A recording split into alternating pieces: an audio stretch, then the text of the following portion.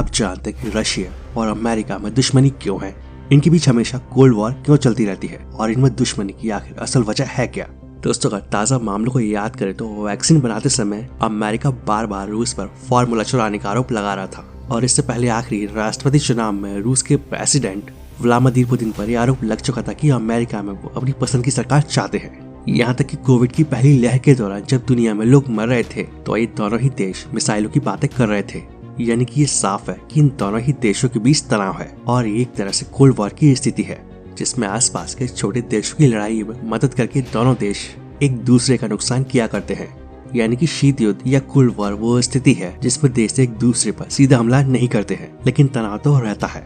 Second world war के दौरान उस समय के सोवियत संघ और अमेरिका के बीच तनाव बढ़ने लगा और इसकी एक वजह राजनीतिक और आर्थिक विचारधारा भी थी। अमेरिका पूंजीवाद या कैपिटलिज्म में यकीन करता और जबकि सोवियत संघ कम्युनिस्ट विचारधारा वाला था और इन दोनों को ही यकीन था कि इनके सिस्टम से दुनिया सही ढंग से चल सकेगी। और फिर धीरे धीरे ये बात भी इस तनाव की वजह बनने लगी।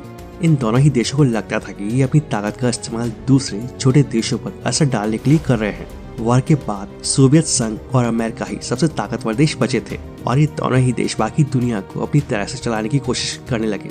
यहाँ तक कि ब्रिटेन, जिसे दोनों ही देश पहले साम्राज्यवादी मानते थे, अमेरिका ने उससे हाथ मिला लिया और ब्रिटेन और यूरोप के साथ मिलकर नाटो बना लिया। और जबकि दूसरी तरफ सोवियत संघ ने ईस्टर्न यूरोप के साथ वार्सा समझौता कर लिया और इससे दुनिया बिना युद्ध के ही दो खेमों में बट गई।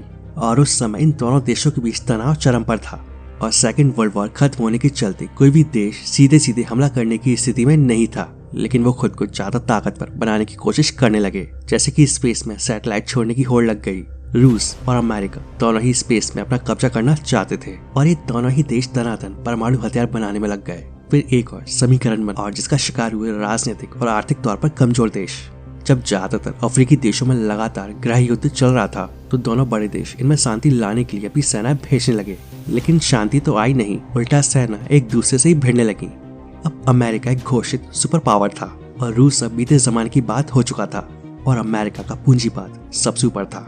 व्लादिमीर पुतिन के सत्ता में आने के बाद से रूस एक बार फिर से पुराने अंदाज में खड़ा होने की कोशिश करने लगा।